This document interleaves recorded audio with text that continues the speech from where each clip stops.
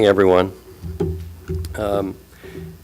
As Zubin and I were kicking around thesis ideas for this panel and coming up with a title, we kept iterating till we got to this long title. You guys can come and sit down. Building service platforms of scale for the new healthcare economy. And I was sure that we would have the longest panel title of the day until I saw the rest of the panel titles. So we lost that, but focusing in on what we're trying to get at today, this is about healthcare services. You've got other people later on who will be talking about other sectors of healthcare. And importantly, platforms of scale. What we do, what Zubin does, is try to invest in companies that are not just trying to get proof of concept for innovation, but actually executing scale businesses with significant financial metrics prior to exit. And the reference to the new healthcare economy is the fact that in the healthcare services world, we are in a time of amazing change right now with the Affordable Care Act and several major themes going on.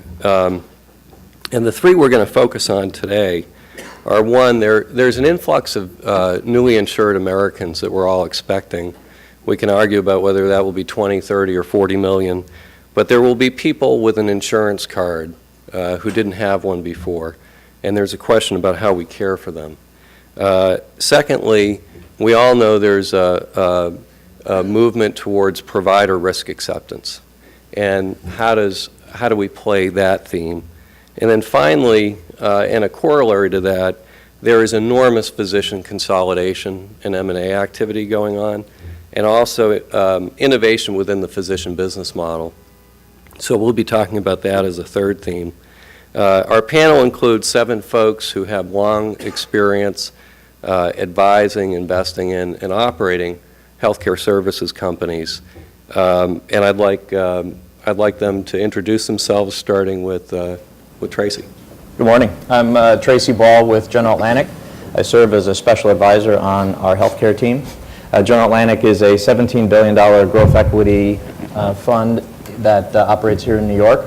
About $10 billion of that is in our portfolio value. The rest is dry capital that we tend to deploy at about $1.5 billion to $2 billion a year. Typical equity check size is between 75 and 400 million, and the sort of center of that bullseye is probably 100 to 300 million. We are sector structured and thematically driven, so we operate in 5 sectors, healthcare being one, and of course the most important and most interesting one. And within the healthcare sector, we operate across the healthcare services and IT, technology-enabled, data-driven services processing markets, exchanges, et cetera. Recent and current portfolio companies here in the U.S., our 2 current portfolio companies include MedExpress, which is one of the largest urgent care center chains in the United States, and Align Networks, which is an actively managed physical medicine workers' comp PPO platform. Also in the U.S., recent portfolio companies included MDON, where I served as executive chairman, Multiplan, Schaller Anderson, and the like.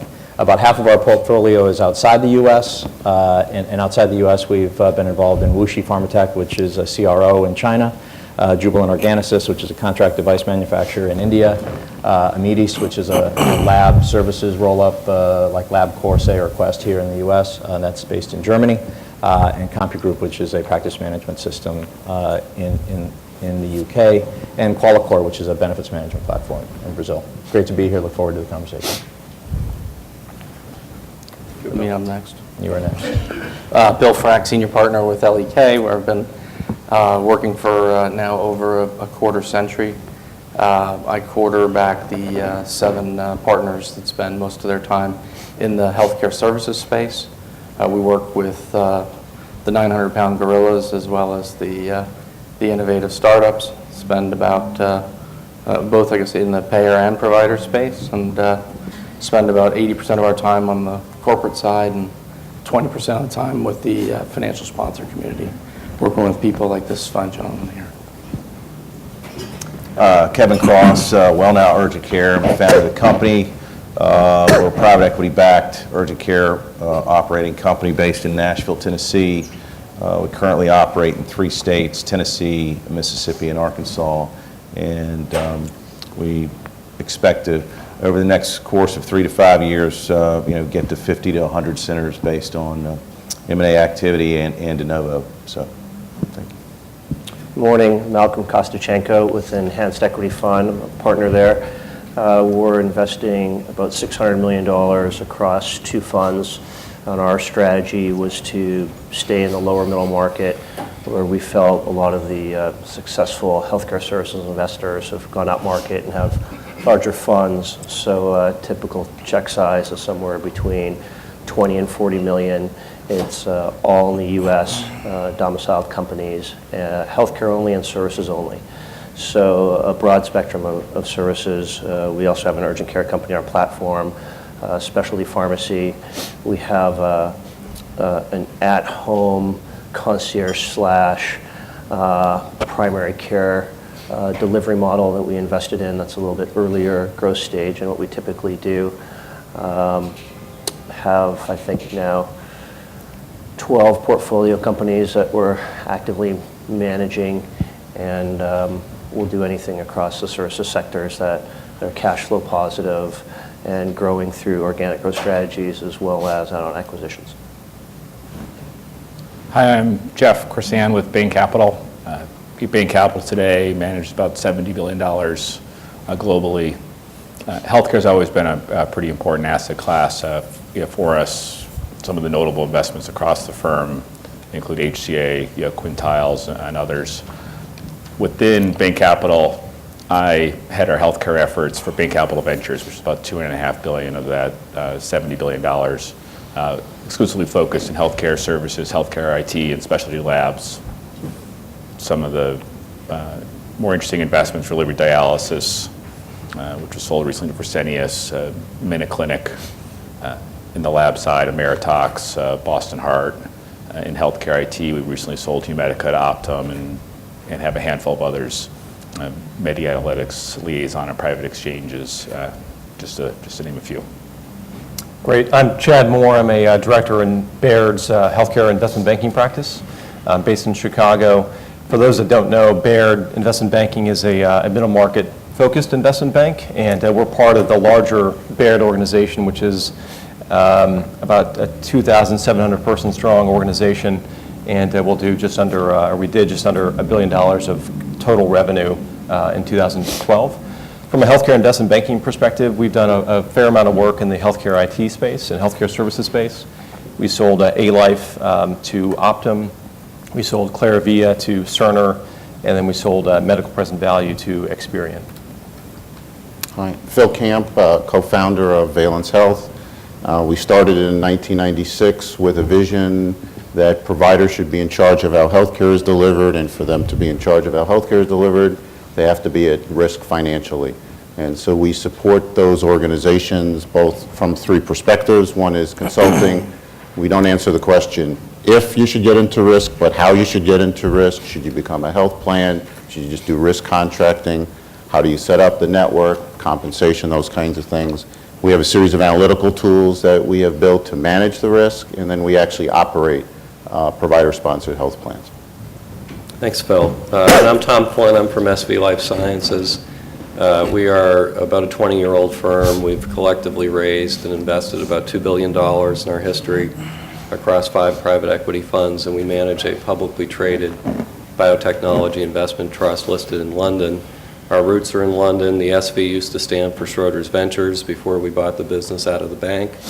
And I work on the healthcare services and IT side of the firm, which is our growth equity component. We're looking for businesses that have $3 to $10 million of EBITDA that we invest $10 to $30 million in and try to scale to be multi-$100 million businesses. So to turn to our 3 themes, the first one, as I mentioned, is that there will be a lot of new Americans or Americans who have new insurance coverage beginning next year. And the market is thinking about how to serve those patients cost effectively. And I prepped my group here for how we'd cover this topic, but Jeff just reminded me that Bain invested in Minute Clinic, which kind of was a precursor to the urgent care development that we see going on today that several people on the panel are invested in or managing. Jeff, do you want to talk about the time period for that investment and what you saw at that time? Sure, I'd be happy to. Yeah, so MinuteClinic, which we sold. You could say no, but that would be a downer. Yeah, I think MinuteClinic is probably a precursor to a lot of the urgent care. So I can say for sure that the urgent care business models are significantly better than the MinuteClinic business model. But the concept for MinuteClinic, by and large, makes a lot of sense, which is how do you have really health professionals work at the top of their pay grade. So for coughs, colds, your basic ailments, you don't really need to see a general practitioner. You probably are just fine seeing a nurse practitioner. That being said, hard to actually build a pretty interesting unit economics on the MinuteClinic business model. It actually makes a ton of sense for groups like Walgreens and CVS, because if you combine the prescription revenue with what people buy in a CVS, with the nurse practitioner revenue, the aggregate actually makes some good business sense. But the premise was very simple, which is the same premise that exists in urgent care today. We spend way too much money going to the ER when lower cost solutions will do, with the problem being the average PCP spends 6-7 minutes per patient and is only open 8 to 4, and you wait an hour. So what's a solution that addresses that middle gap? And I think MinuteClinic was the first of those, with Take Care, and others. And then the urgent care movement is certainly really taken that to the next level, which is saying there's actually a lot more stuff, more than cough and colds, that are done in an ER that can be moved out of the ER and into a lower cost setting in a center that is branded, consistent quality, extended hours. And that's a perfect tee-up. Thank you. So I want to flip over to Kevin Cross. Kevin had a successful career in an imaging center company, one of the most successful companies, I think, given everything that's buffeted that industry. But he came out of that experience and started thinking about his next entrepreneurial venture. So Kevin, thinking about that MinuteClinic model and then what you started to look around and say, what am I going to get myself involved with next? Talk us through your thesis as you thought about how you were going to spend the next 5 or so years of your life. Yeah, I think, the consumerism of healthcare is here to stay. And as Chuck was talking about in his presentation, the risk to the patient now in terms of their dollar, they're looking for affordability, access, and they don't want to wait 2 or 3 days for an appointment. With the economy the way it is, people need to be, they can't leave work for 3 or 4 hours anymore. It's tough to tell their employer that they're going to do that. So having availability 7 days a week and providing good customer service and making it an experience rather than sitting in a waiting room reading magazines for 2 hours wondering when you're going to be seen. And at the same time, the huge declining population of primary care physicians as they continue to retire or become less interested in working in that field based on some reimbursement issues and the challenges they have in terms of operating their own businesses. We felt, I feel that this will continue to grow as people become more experienced and understand that the traditional way of accessing care through your primary care physician and/or nurse practitioner mid-level, the access will kind of facilitate the growth through word of mouth and then other traditional more marketing practices. Kevin, could you comment on your specific geographic focus, not so much area of the country, but market type? Yeah, I think what I saw, if you live in a large metropolitan area, there's many physicians and physicians coming out of school now, as we talked about earlier, lifestyle is a very important part The second and third tier markets are attractive to us for a couple reasons. One, there are less physicians and populations are less inclined, if they can, to drive to the larger metropolitan area if they can get quality access there. Also, the overburdened ERs are everywhere, but very, very pronounced in rural areas. So you have a very high utilization per 1,000, if you will, in a smaller, 50,000 person county versus a larger metropolitan area. So. And Malcolm, can you contrast Kevin's kind of rural tertiary market strategy with what NextCare is doing, where you have an investment? Yeah, sure. I think we're in 7 states and have about 70 clinics. We also target that secondary market, not so much the major dense metropolitan areas. But most of our activity has not been that rural. We found that if you go too rural, what's at play at urgent care, I think that is not obvious to a lot of healthcare services investors, is that there's some real retail economics at play here with location, with attracting patients to the corner and coming through the door. It's a little bit of a different business compared to the traditional, if I have salespeople and I go to a referral source, I can get a Medicare patient and you can value that Medicare patient. There's a little bit more of the retail dynamics are a little bit more out of your control. So we've been a little bit hesitant to go too rural, given that there is some fixed cost to the business and in the bricks and mortar that you have compared to some other services businesses. Yeah, it's a great point. SB is an investor in Kevin's company, WellNow, and we bought some clinics in Arkansas, and some of them are quite rural. And it prompts the question, where is the line between urgent care and primary care? Because some of these patients do start coming back to see those doctors on a chronic basis. And is that a good or a bad thing? That's something we've debated, and I don't think, Kevin, we've gotten quite to the answer yet. Well, I think what we've seen, I come from a family physician, and the way physicians were trained 30, 40, 50 years ago is they kind of took care of everything and everybody. And as subspecialty training became more in vogue, physicians coming out now that are primary care physicians, a lot of them don't even know how to suture or fix a laceration. So in the more rural markets, again, I think what you see are physicians, nurse practitioners, mid-levels that are willing or have a willingness to treat a more broad spectrum. And that's kind of what our focus is. So on top of that, the primary care gap that's out there, if we provide good service on a one-time basis in terms of an acute situation, they have a good experience, they call us or ask, could you be our primary care physician? And the answer for us is yes, in most cases, unless it's a highly chronic situation where they would need someone that was more focused on that type of regimen. So Tracy's on the board of MedExpress, which I think is seen as kind of the most successful urgent care company in the country today, one of the largest, if not the largest. And Tracy, do you have a perspective on this market selection and urgent versus primary care? I mean, MedExpress has its roots in West Virginia, right? Yeah, Morgantown, beautiful Morgantown, West Virginia. Yeah, it's nice. Fortunately, we just moved the headquarters to Pittsburgh. And when Pittsburgh is an upgrade, you understand what you were dealing with at Morgantown.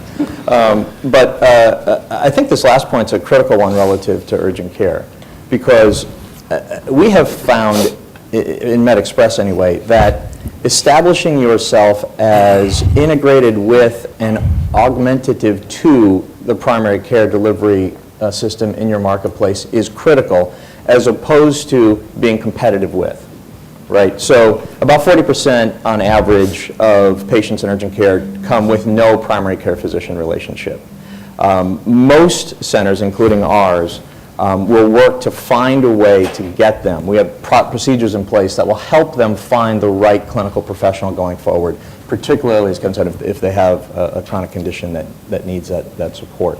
100%, at least by policy, of those who come in and have a primary care physician We will have a direct interaction back with that primary care physician through an electronic medical record, through a telephone call and a consultation to get that patient, their information and their experience back into the integrated delivery system. And I think that's vital because as we think about perhaps the next generation, and Chuck talked about it, you heard about it the rest of the day, I suspect, of reimbursement models, whether you want to call them ACOs, population health, whatever term you use.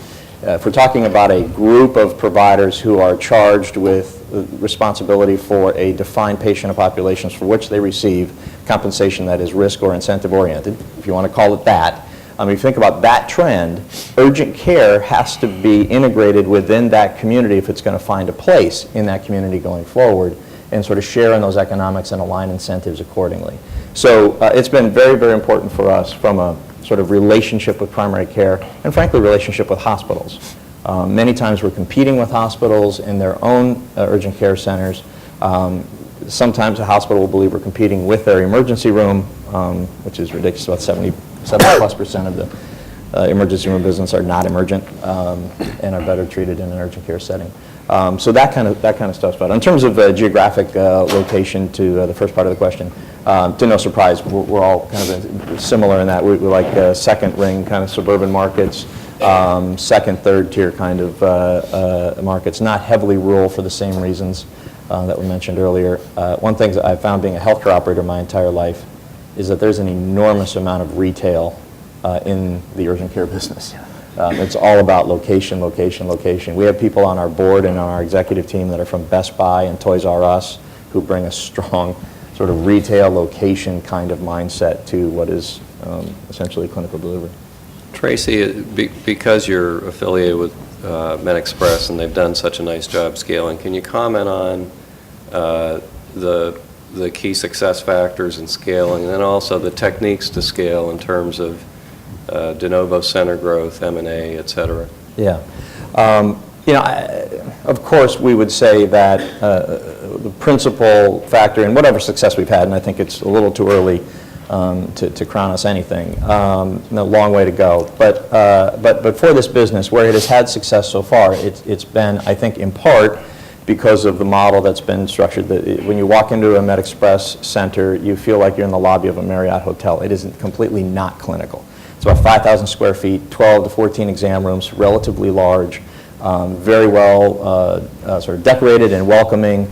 Our CEO grew up in White Sulphur Springs, Virginia, where the Greenbrier is. He grew up in the Greenbrier culture of ladies and gentlemen serving ladies and gentlemen. There's a deep sort of customer service culture, almost a hospitality kind of service culture within a clinical environment. Even the exam rooms are not clinical.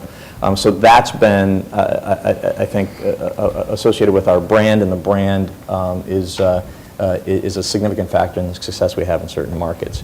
I also think site selection, true of any retail type industry, is absolutely critical. That is probably what we're best at.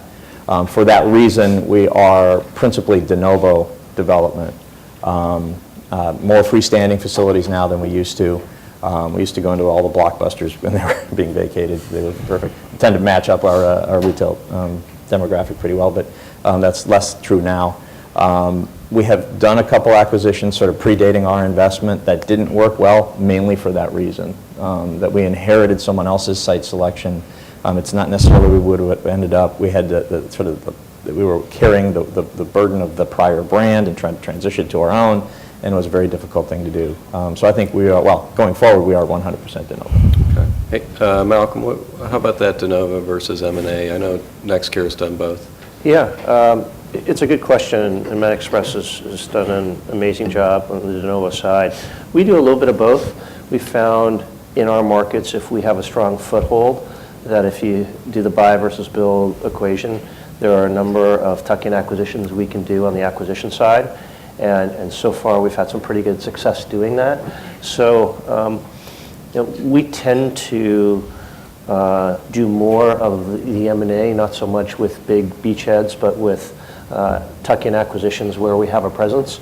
But our mix of de novos, we probably do 4 to 8 de novos a year. And that's more of when we're in a market and really know where those high traffic corners are and feel like we're burgeoning and it could really support it, then we'll do it. But we've had more success on the M&A side, so we tend to do more of the M&A, and the de novos were a little bit more selective because we've had more de novos that haven't worked out compared to M&A. So we really are cautious to make sure that before you make that investment into the de novo and the bricks and mortar that it works. And I think that's a great point. And this is going to be really interesting as we go forward, because I think the number's 53% of the urgent care center population is single center, single proprietary owned, and the average chain is dramatically smaller than any of us, right? And the average chain is 8 to 10 centers, something like that. So he's on his way to 100, you're at 70, I think we're 103 as of Monday. And so, there will be an opportunity for consolidation that we'll have to consider carefully. And that's a great segue. I want to bring in Bill and Chad. Growth capital ultimately has to be about exit and producing returns for investors. And there have been some interesting strategic things going on with this urgent care center, ambulatory clinic world, where you've seen Humana buy Concentra. You've seen some of the Blues make strategic equity investments in some of the urgent care center chains. Can you guys talk about what you see from strategic interest, and is that likely to be a continuing exit opportunity for folks like us who are trying to build good companies in this space, or will it begin to look a little bit more like dialysis, where you have dialysis companies buying dialysis companies? You want to? Yeah, so from what I see and what we see, urgent care is on the short list of a lot of payers' to-do lists. And they're waiting until a lot of the 8 to 10 site companies grow to a MedExpress or a NextCare size.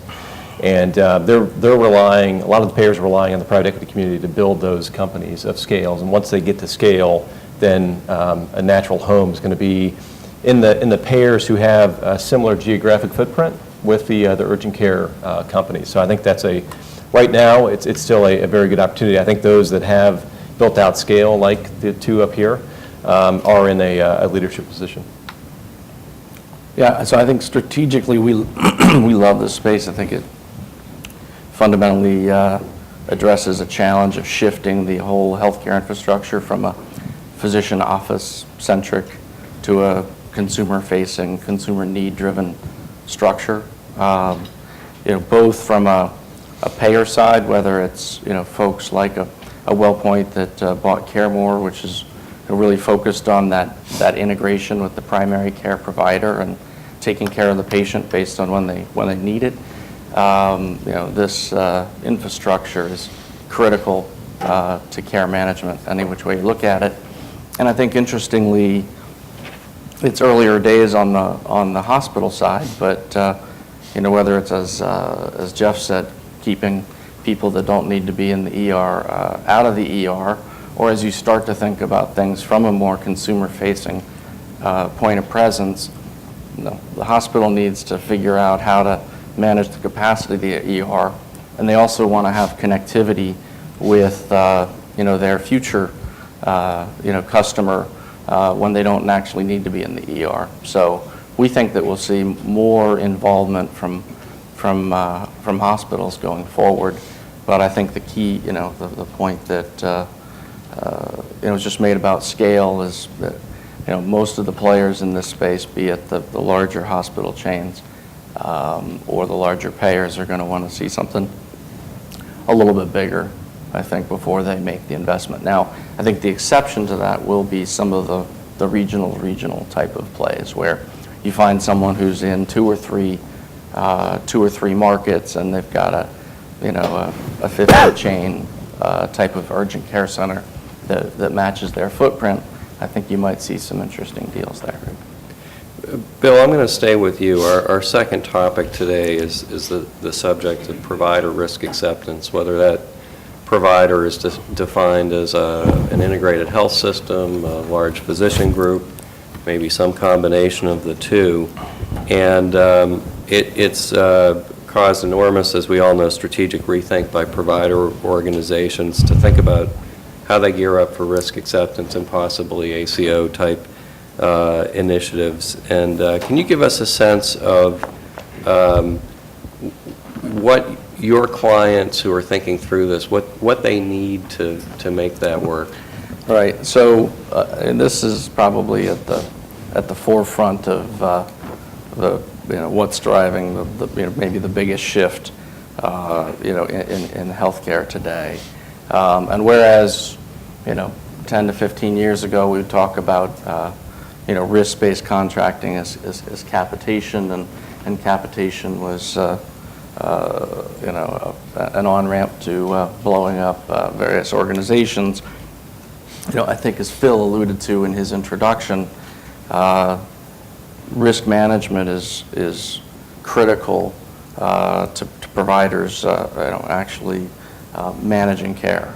And I think this whether it's ACOs or other similar entities, risk and being able to take risk and manage a population is going to be fundamentally critical to all major providers.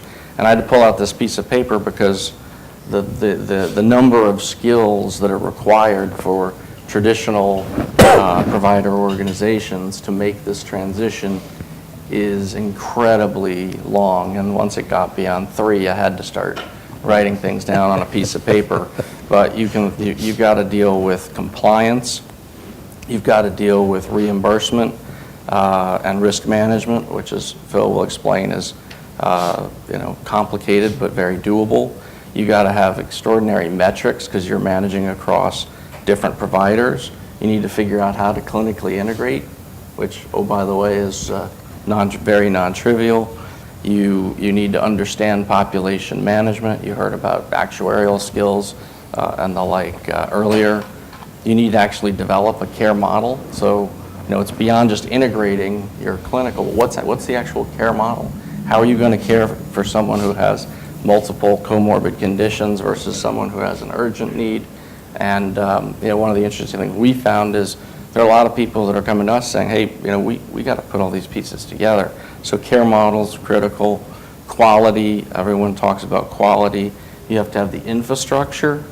So the IT systems, the EMRs that don't talk to each other yet. You got to understand how to deal with customers and customer intimacy. It's no longer, acceptable to have an hour wait in the waiting room.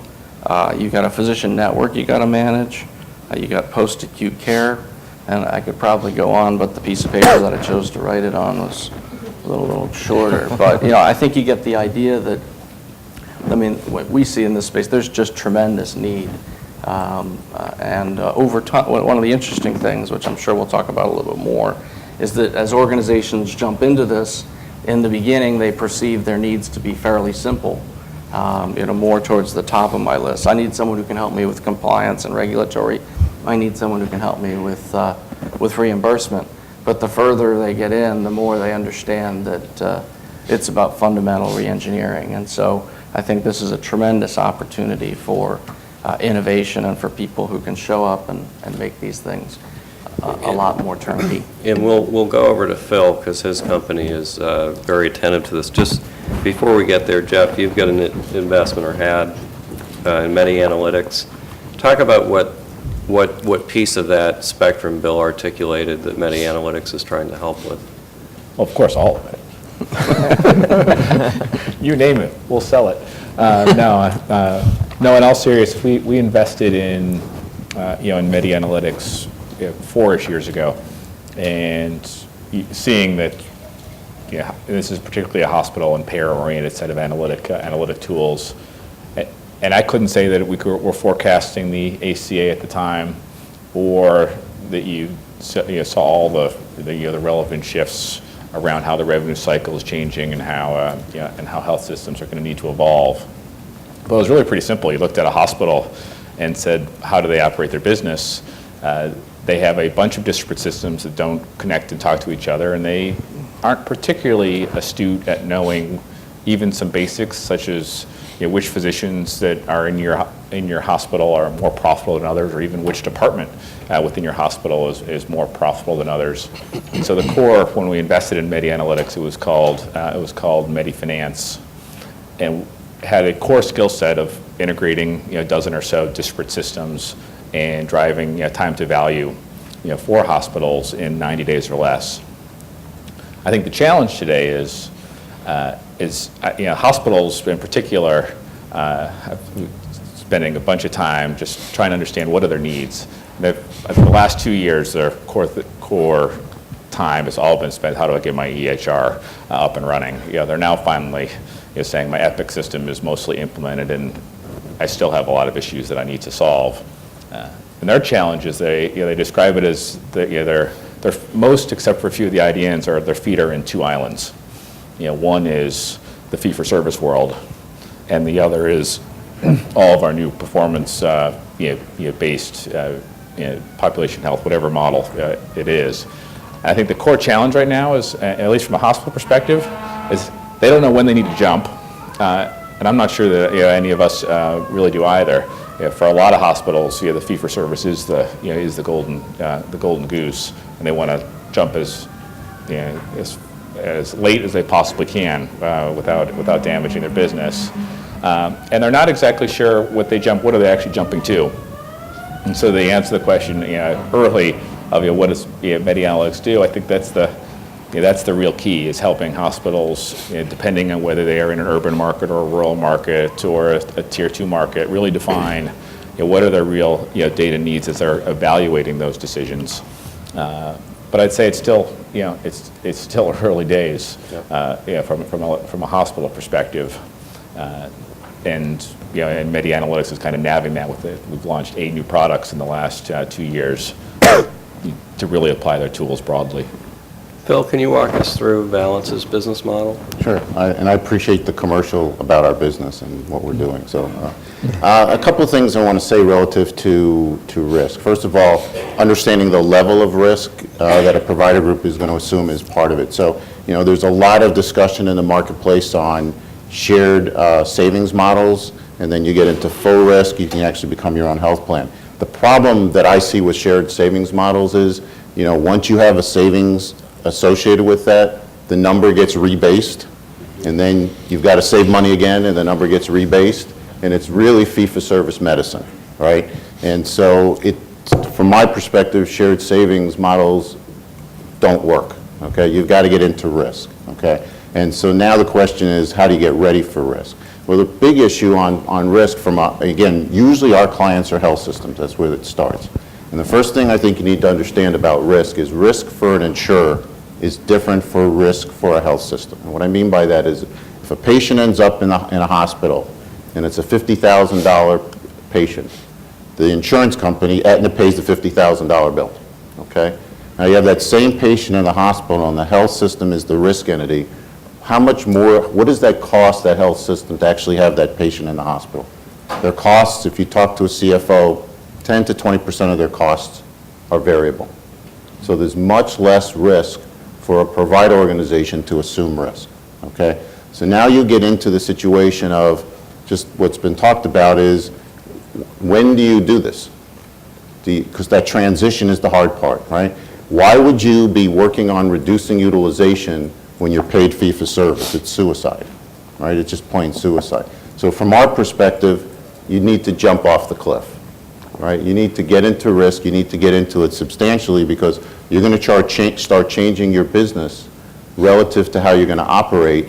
You can't do 10% of your business as risk and 90% fee-for-service. People are going to get confused. So it's just not going to work. So from our perspective, it's jumping. You really need to do it. Understand that the risk is less. So then you get into some of the operational issues that you need to address. And let's be clear, healthcare, the payers have not done this well, right? We have the problem we have today, right? So it hasn't been done well at this point in time. So there clearly are analytics that can be bought. There are operational pieces, and they were basically all mentioned at this point as to what you need to do.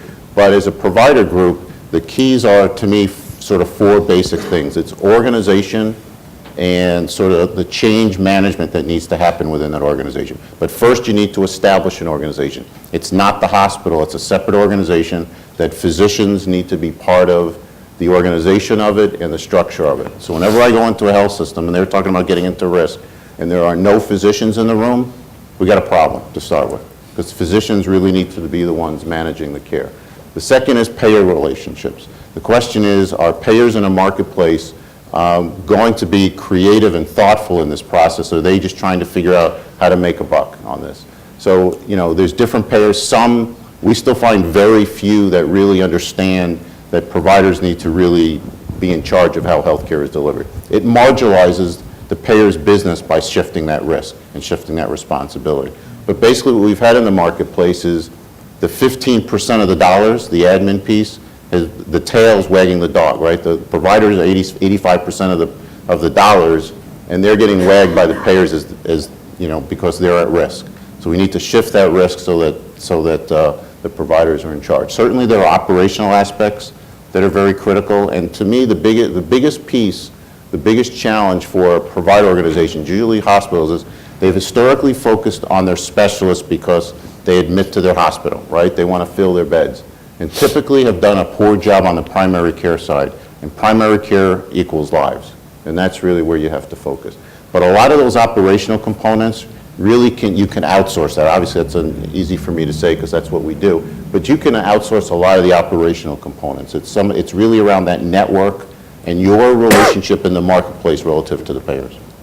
So Phil, going back to this theme of building companies of scale, what are the key challenges or opportunities for Valence as you seek to scale your business? Well, the biggest challenge for us is the word I would use is bandwidth. It's around bringing people to our company that actually have the ability to do these things. Usually, and for us, a sale is a CEO sale.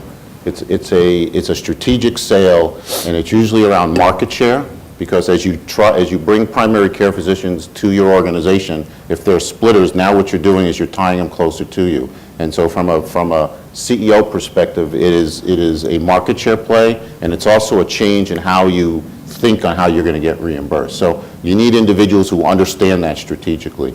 The other pieces of our business scaling, you know, again, we basically function as an insurance company. So we pay claims, member services, all the things an insurance company does for provider-sponsored health plans. Certainly that piece of it has to scale too, and there are claim systems out there. What we find is none of them are great, and as we think about changing reimbursement, that's going to be the challenge, right? So there's two levels of reimbursement that are critical. One is the organization gets a capitation payment, but then how do you pay the individual providers once you have that capitation payment? If you're still paying them fee-for-service, you haven't really fixed the system.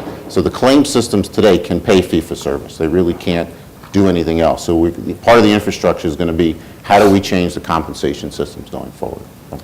So one thing I want to accentuate on what Phil said was the shortage of intellectual capital, of people who actually understand the future, right? So if we're taking the health system and the reimbursement and the risk, and you're turning it on its head, and you're managing it from a strategic delivery, cost, of quality, and you're taking a bunch of provider entities that have lived in a fee-for-service world for 30 years, there's a fundamental disconnect. So certainly from an investment standpoint, when you have the opportunity to find those people who are wired a little bit differently, or bring that broader perspective, then you should grab them, because there's just not that many out there.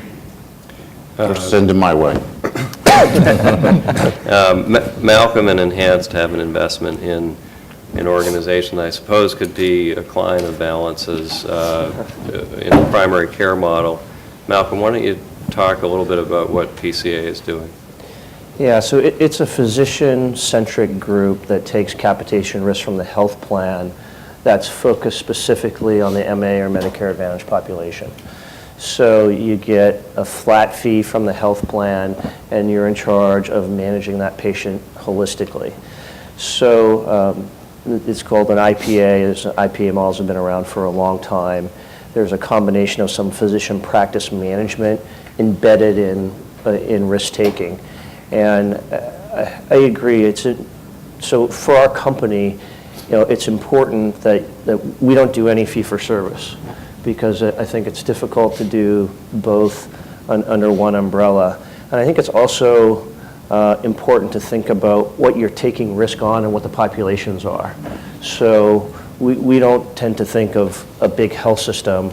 We're a physician group in a certain geographic area targeting a specific patient population. And I think if you take it down to bite sizes like that, you can better manage and understand the utilization of your population, but you need the buy-in from the docs.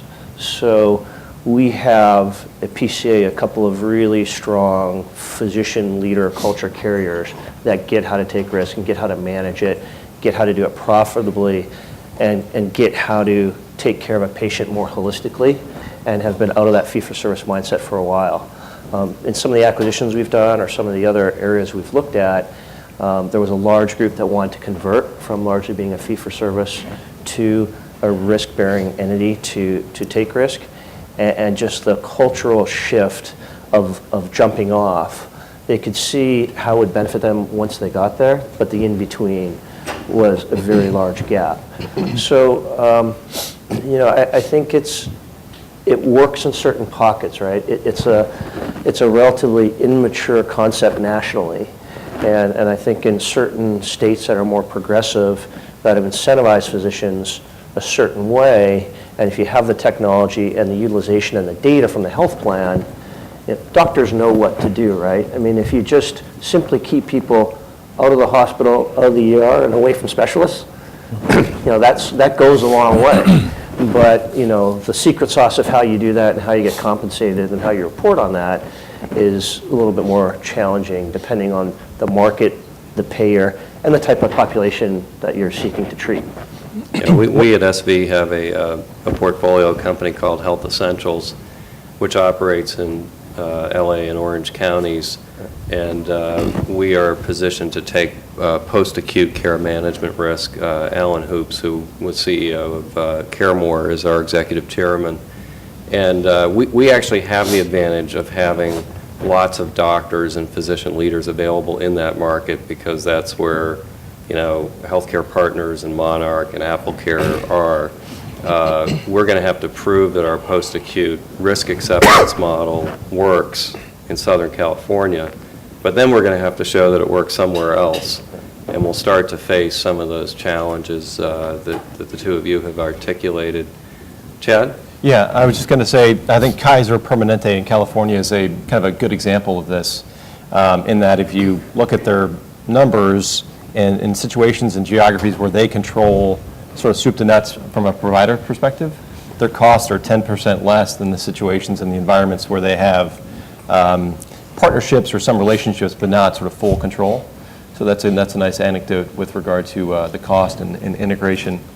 And I think with regard to acute and post-acute or just post-acute bundling of services, I think that's where a lot of dollars are spent. But I think going forward, I think there's going to be a lot more time and attention and focus spent on trying to figure out how we can avoid or defer an acute event. So I think more focus is going to be spent, or some focus is going to, increasing amount of focus is going to be spent on the pre-acute side. So whether that be home care or home health or wellness, and the tools and technologies and telehealth around that are important themes as well. Chad, what are Baird's payer, large provider clients telling you all about their interest strategically in this next generation of CareMores and care management models, Valence Health, enabling models? What do you see going forward? Well, I think all of that is very important, and the people that we talk to echo that. And I think one of the areas of particular interest that we found is on the managed Medicaid side. So with the expansion of Medicaid forthcoming, there's a lot of time and attention with the Molinas and the Centenes and the others out there that are trying to get in front of this. And actually they're willing to take go at risk in some instances faster than the states are willing to. So an example is in Illinois. I live in Chicago, and one of the management Medicaid organizations who is in Illinois wants to take over 300,000 lives in certain geographic areas and wants to go at risk, but the state of Illinois doesn't want to move as fast as, for whatever reason, doesn't want to move as fast as the MCO does in that situation. So I think all of those things are interesting, and there's various providers that we think could actually are in a position to touch the patient and actually touch the patient on a pre-acute basis more, so that they can avoid or defer or deflect an acute event. And some of those are some of the home care and home health guys. Hey, Tom, I just want to mention, Chad mentioned Kaiser, excuse me. There's a very good piece that everyone should read that the CEO of Kaiser wrote. I think it was either the New York Times or the Journal a couple of weeks ago, where he talked about Kaiser and everything they do, right? So they are the gold standard of the old staff model HMO, where they should be able to control costs and put people in an appropriate care setting. And the numbers, and I forget the numbers, but they were shockingly low of what he said, how they've been able to move the needle, bend the curve, and reduce costs. You know, you're reading the article and you think, okay, these guys know exactly what they're doing, and the savings is going to be like this. And he basically said, hey, it's big dollars, but in terms of percentage, how we're moving the needle, it's shockingly small. So, you know, not to be a downer on the whole at-risk and the panacea to save healthcare in America, but it does shed some perspective on these guys are the gold standard, and the improvements that they've been able to make, because it is so complicated with so many moving parts, and the buy-in of the consumers and the change of behavior was surprisingly low. Yeah, it's hard. I'm not sure we're going to get to our third topic. I see that we're basically out of time, but I did want to open it up to audience questions for the panel on either of the topics that we've covered so far.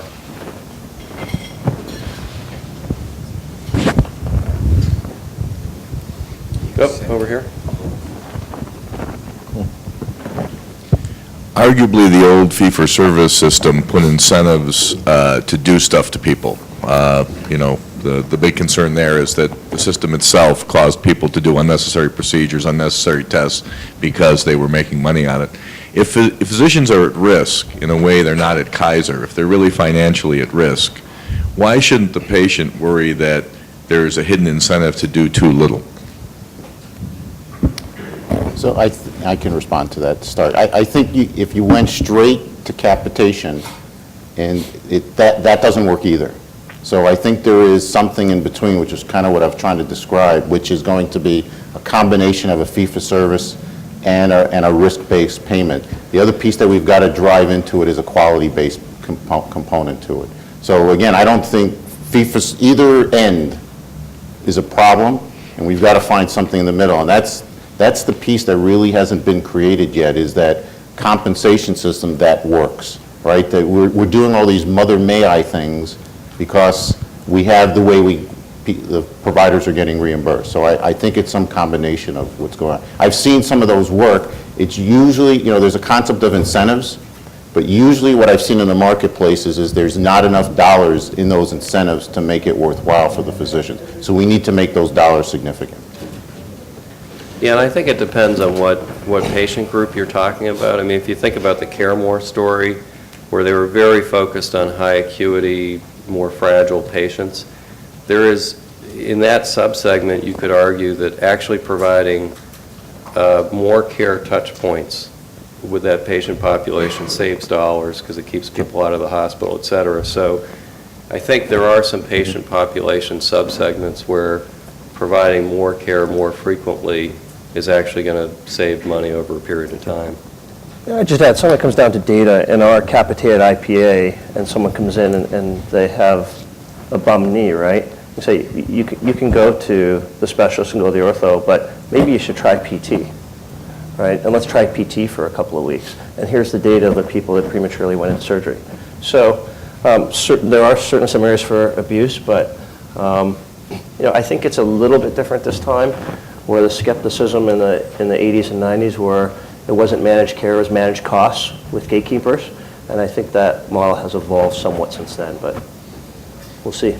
There are also some early emerging business models, probably too early stage for us, but with companies trying to use software models to give patients the data about different intervention strategies. So you could think about this in like prostate cancer. And most of the studies show that when you give patients the data, they choose less invasive, less expensive options, which might not always be the doctor's preference on a fee-for-service basis. Anybody else? We have one. So I was struck by the contrast in the two topics. So first we talked about urgent care and the need to be on the street corner and driving volume, and then we talked about shared risk and reducing volume, perhaps.